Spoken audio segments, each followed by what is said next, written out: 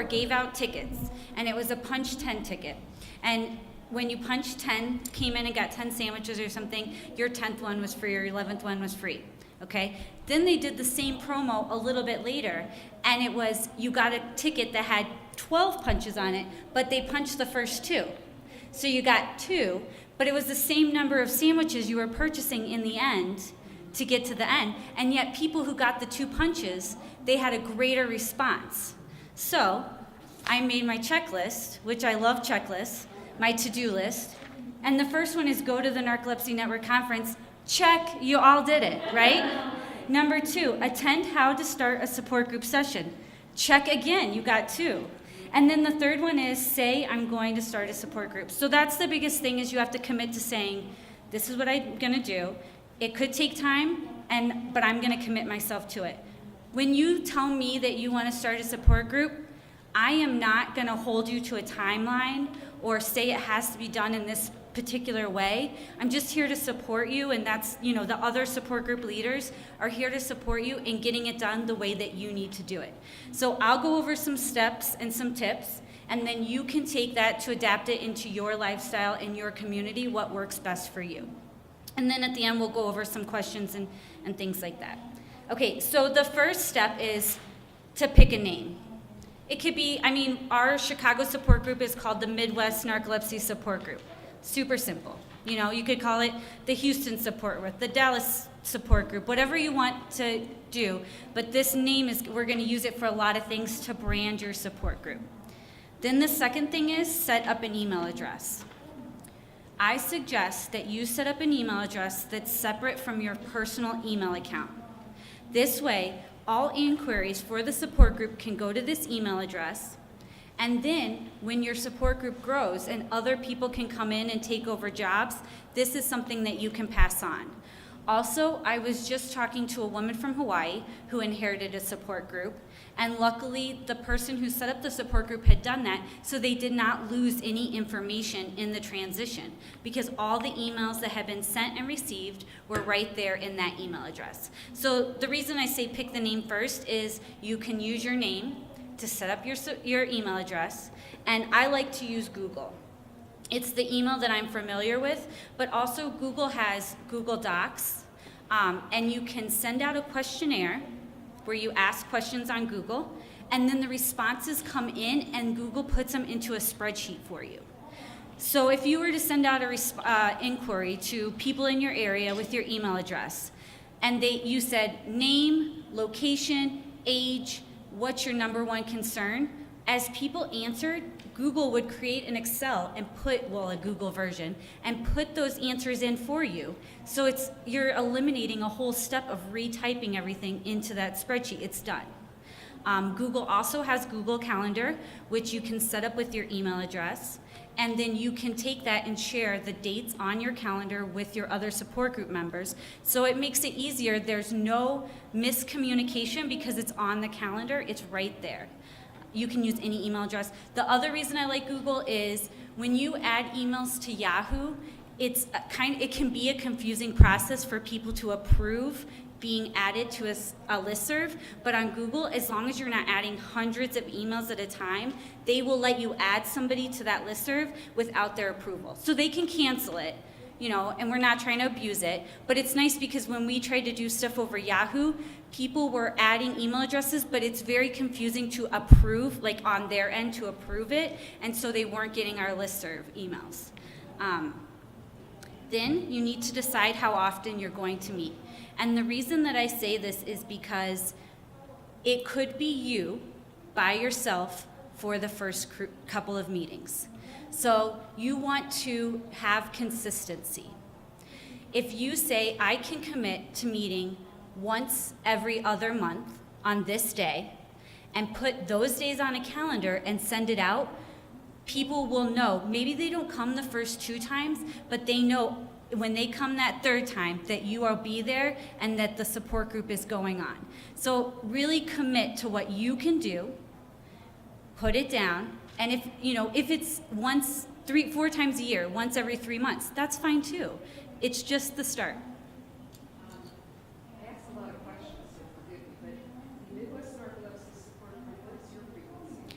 We meet monthly on the second Saturday of the month. First Saturday of the month, unless it's a holiday, then the second. So we do meet monthly, but we have a pretty large group. We usually get a new person at least every other week or every other month. And we also have a 1-800 number that people call into. But I mean, knock on wood, whatever this is, we've never had a group meeting where somebody wasn't there to meet new people. So, do you and pay dues? What's that? We don't pay dues. Okay. No. And that'll be, we'll talk about that later, but that will be up to your group. Yeah, so only, right now, if it's only you, only pick the days that you can commit to. But once you get them on the calendar, you have to follow through on those days. People will not necessarily pay attention to email. So let's say you cancel a group meeting and somebody doesn't get that email and they show up. Once, okay, but after 2 times, they're not gonna come back. So they feel like it's not reliable and it's not gonna work for them. So that's why I'm saying it's really important. Whatever you can do, pick those days, put them on the calendar, and commit to being there. Bring some work in case nobody shows up. Knitting, call me, I don't know. Whatever you need to do, but just, be consistent. Then you need to find a location. My suggestion is a private place that is not going to be out in the open. A lot of people, especially if you're in a smaller community, don't let everybody know that they have narcolepsy, and that's their decision. So they're not going to want to meet in the middle of a pizza place where everybody's going to see, that they're at this meeting. So, one second. We'll get to that next. So, a library, a church. We're lucky to have our meetings at a hospital. We're not affiliated with the hospital, but anybody's welcome to come. But that's the person who set up our support group was a doctor there, so we were very lucky to get that space. In Denver, I know one of their groups meets at a church. Anywhere that you can get the space. Sometimes even like Starbucks will have like a separate little area that you can meet in. Something like that is totally fine. My preference, or most preference, is that it's free, but if there is a small fee behind your support group meeting place, please email me. The network has a fund set up to help support groups with costs like that. So we can maybe work something out. We have a grant fund set aside every year to give to support groups to help them. And so we would be happy to help you pay for your place if that's, if that was the only place you could find. I would recommend against having it in your home. It's just a safety thing. You don't know who's coming. If you're going to put your address, because you could send this out to everybody. It could be on Facebook, and your information's out. That's just my preference. I don't think it's a safe idea. Then let me know. Email me. And my email address is I'll give you a second. It's on the website too, but I'm gonna give it to you now. You know what? I'll give you my business card when you find your pen. It's sdidavide@gmail.com. sdidavide@gmail.com. I have some cards too. Email me, let me know. And any of these steps, at any point, email me. Say, I want help, I want to do this, please let me, what can we do?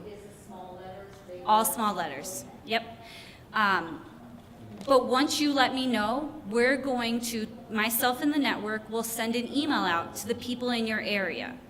So we'll target, it depends on, in Chicago, we can close in and we're going to send it to maybe a smaller area. If you're somewhere that's more secluded, we're going to expand a little bit larger to, meet as many people as we can. But we'll send an email. We could even send it out to the country. I was saying to the person from Hawaii, we're going to send the email out to everybody because you don't know who, maybe they registered with us in Colorado and now they live in Hawaii. Or they registered us with Colorado and they know somebody in Hawaii. We really want to make this as successful for you as we can, so we're going to try to reach as many people as we can without annoying everybody with our emails. How would you, you said Chicago, it's a small area, how would you limit, for example, Phoenix? Do you have things like area codes? Yeah, we have, our membership list is done by area code. So sometimes I ask for area codes before we do it, like, do you know the 5 closest area codes? Sometimes Joyce and I work it out together and we figure out the area that we want to send it to. But our membership list, we can sort by area code. We should be sending you the. Yeah, you can send them to me. That would do part of my job. Or we can send it out. I mean, you know, we just look and see, like, where are we going to hit, what's the best way to do it?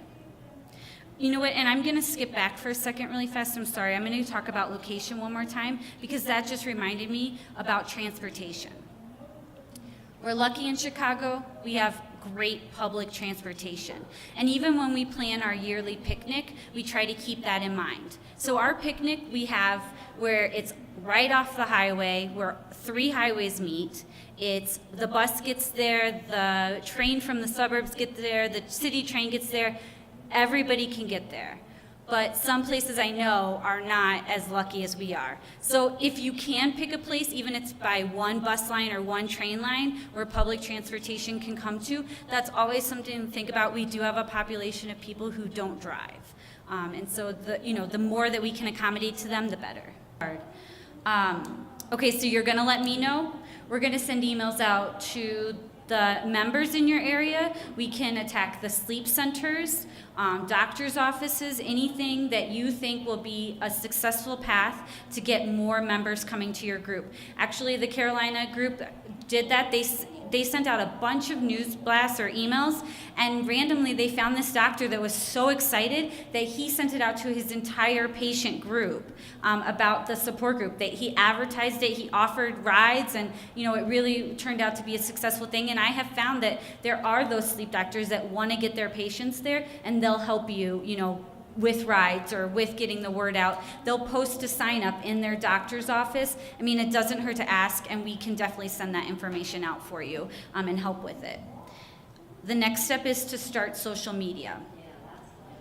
Yeah, so start a Facebook page, start a meetup group, whatever you think works for you. Even before you have a meeting, or a support group hub, you need to set up a Facebook page. People, especially if they feel like it's going to be hard to get somebody there who's never met anybody and has no idea what they're walking into. That's the hardest challenge. But if they met on Facebook, they see these other people, they hear the excitement, they're more likely to come. Plus, and like you were saying, it's hard to get, and I know you guys have an active Facebook page already, but it's hard to get people to, correlate and commit to this day, this time, this place.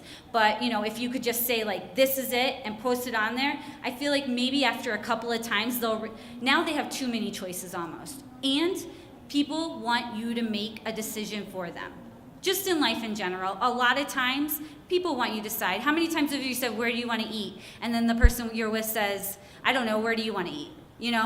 If you make the decision, you'll learn that it's not going to be the wrong decision. They're just happy that it was decided. So sometimes you just have to take that leap, make the decision, and put it out there for people. And like I said, after a couple of times, they'll start to come.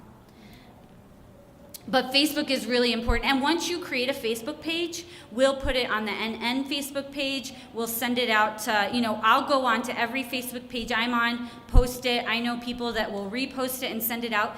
The crazy thing to me about Facebook, though, is just last week, somebody posted in the Narcolepsy Network Facebook page, oh, I didn't know about the conference.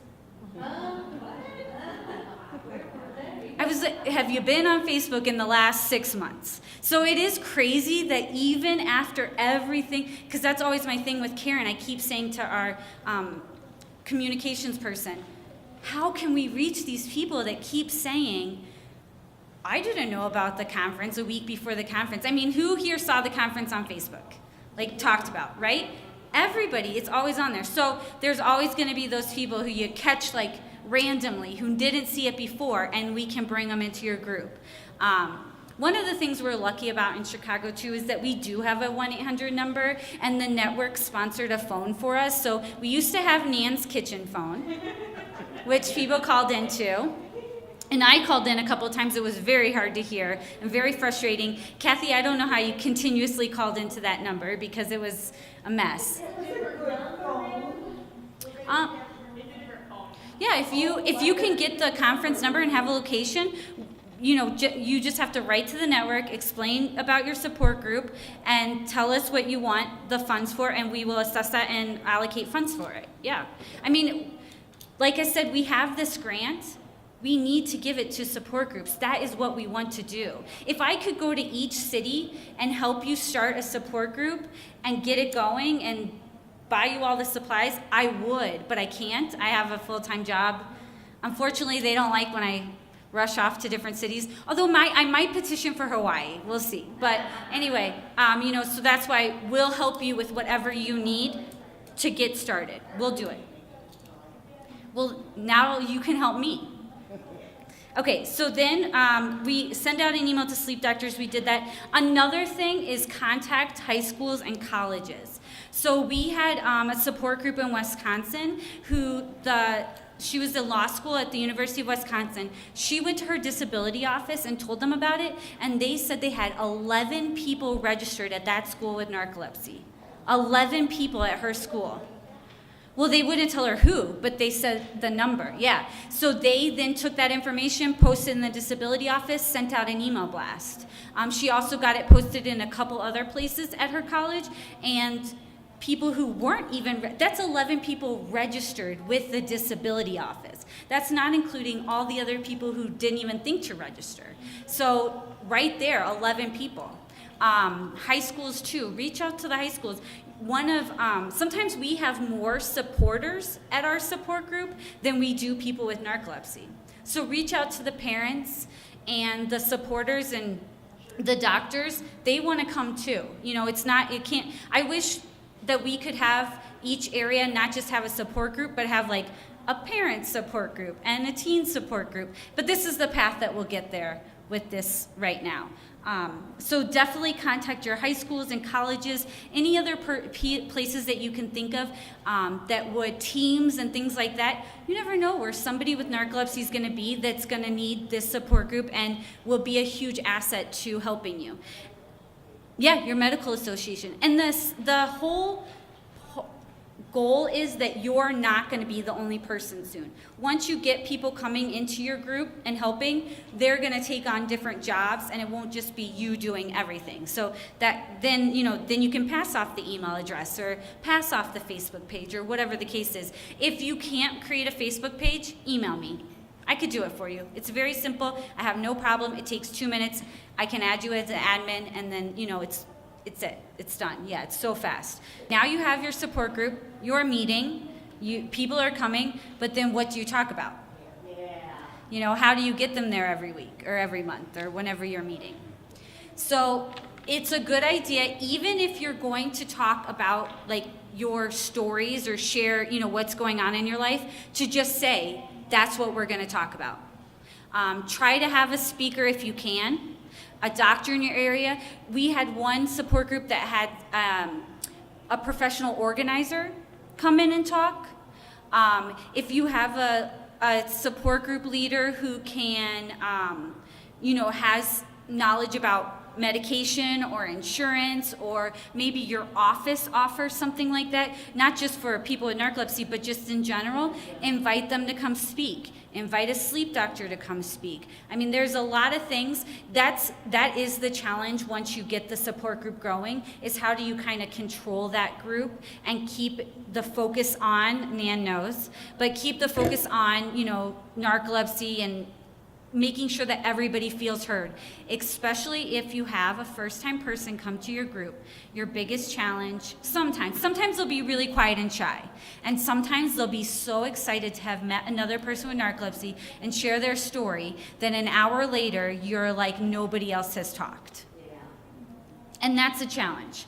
You kind of have to give them their time, listen to what they have to say, and find a way to, so if somebody was talking and then they said something like, I just switched medicines, kind of jump in gently and say, oh, I heard that you just switched medicines, did you know? And change the conversation and invite somebody else in to talk. And especially if you have kind of a partner, so, I know a lot about Nan and Lucy, so if we heard somebody saying a lot of stuff, we could say, oh, Nan, remember that time that you had just switched medication? And then bring the conversation back to the entire group, so it's not just one person talking, because it's overwhelming for them. They're excited and emotional, and they just want to be heard by people who understand what they're going through.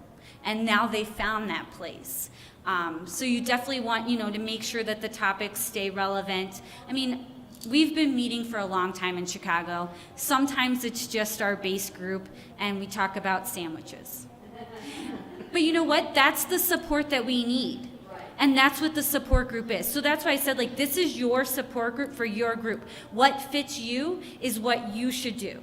I can give you advice on what we've done, other people can help, but make sure that it's tailored to your group. It's just nice to meet once a month with this great group of people who we are familiar with, who understands what we're going through, and sometimes not talk about narcolepsy, talk about something else. Support groups at the same time, and then every other month you all meeted together, but the other months you met separately. That would be great, But so you were just asking if we start the first meeting by setting norms or expectations of the support group, which you could. And we do sometimes say, everything that's said here is in confidentiality. We're not going to talk about this outside. This is a safe place. We do introduce each other or ourselves at the beginning of the meeting, and we say, my name is Sarah, I'm a supporter, whatever, a couple of minutes about that. And sometimes if we have a few new people, that will be our entire support group, because they'll start to talk about medications that they take, and then they'll ask a question, and then we'll answer it, and then we move on to the next person, and maybe the same thing happens. So it is good to say that this is a private place. Everything said here does not leave this room. It's confidential. We're respectful to each other, and yeah. And one thing Kathy was saying earlier was that she was going to intend to try to meet with restless legs or sleep apnea. That's a great idea too, especially if they have a group in your area. You can start out your first meetings maybe. It's a great way to get started and jump into it. Try to meet with the sleep apnea people at first. You'll never know who you're going to catch there who has narcolepsy, but there was no narcolepsy support group meeting, so they were going there. And one other thing, and then Andrea will answer your question. The thing I was going to say too is I believe in Boston they rotate. So 1 month they meet with the awake group, and then the next month it's just narcolepsy. And they go back and forth because the awake group was already in place. So sleep apnea actually has a phenomenal program for starting support groups. They're kind of helping us work on ours. Their difference is that their support groups are more controlled by their national organization. That's not our intention right now, because I want everybody to be as successful as possible, and that you have to do it your way. I'm not going to tell you the way to do it, because that might not work for you, and then it wouldn't be successful. So, we at the network, we want to help you, be behind you, support you in whatever way possible, give you guidance, but I'm not going to tell you how to do it. You do it your way, what works for your area. So I have some handouts here that I'll give at the end. One of them is...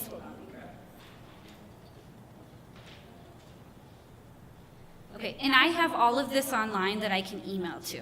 But one of it is, this is from the Southeast Wisconsin Narcolepsy Support Group, which is no longer around because the person who started it couldn't commit to the days, and she stopped going every day and canceling them, and then people stopped coming because they couldn't count on it. So I can't stress that point enough. We've talked about it, it's just she couldn't do it, and that's totally fine, but that's why they couldn't keep it up. Here's a letter that she wrote to sleep professionals, so you can copy this letter exactly and send it out.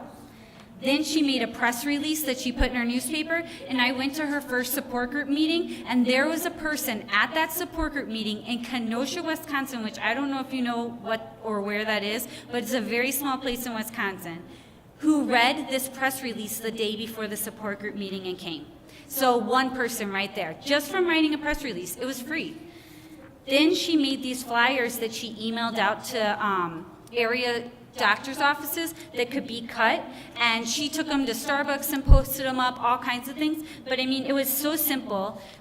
We'll reimburse you for the printing if you need that. And I mean, that's where her members came from, was just from doing these 3 things. But the same with online on narcolepsynetwork.com, we have all of our pamphlets that are available for print. And if you do get a support group started, we'll send you a kit of pamphlets to hand out at your first meeting. Yep, definitely. We'll get you started with some bracelets and pens, whatever that you need.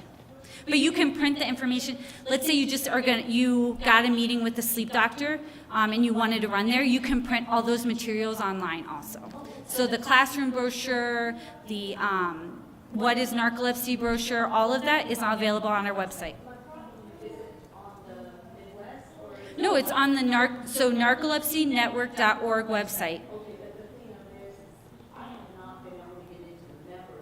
It's not even on the members part.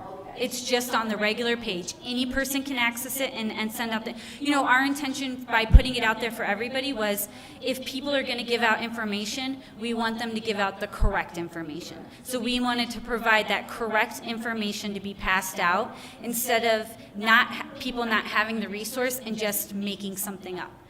We only have one shot sometimes. I know they say no PR is bad PR, but that's not true. Especially with narcolepsy, because our intention is to change the way that our population thinks about, or our world thinks about narcolepsy. So if they only hear about it once and it's the wrong way, then that's not okay. So we want to make sure that they hear it the right way. No, and I think that's a great point, because the thing is, with narcolepsy and idiopathic hypersomnia, there is not a cure. So all we're doing is treating the symptoms of this, which if excessive daytime sleepiness is a symptom of both, why if one person has excessive, however they're treating it, no matter what the cause is, it's probably going to be helpful for another person who has the same problem. Pain. How many people in not having enough sleep causes body pain? Whatever the case is, however you're not getting the sleep, if it's because you're forcing yourself to stay awake to finish a project, or if it's because you have a sleep disorder, the pain is still there. So the way one person treats it might help another person, whether their ultimate cause is the same, right? So it's another way to get resources to help us treat ourselves and to help us feel better. And that's the intention of the support group. Plus, isn't that ironic, because don't a lot of people with narcolepsy feel like they're excluded or not? I'm not saying this person, I'm just saying, so shouldn't we be more inclusive of people at our support groups? And that, we as this community feels excluded all the time. So let's try to open our arms and not exclude other people. Even, you know what, if somebody came to our support group and said, I just want to learn more about narcolepsy, they didn't have a sleep disorder, as long as we felt that they were a genuine person, we would let them in. I mean, hopefully they would, yeah. And that, again, a great point. I mean, even my husband's doctor is phenomenal.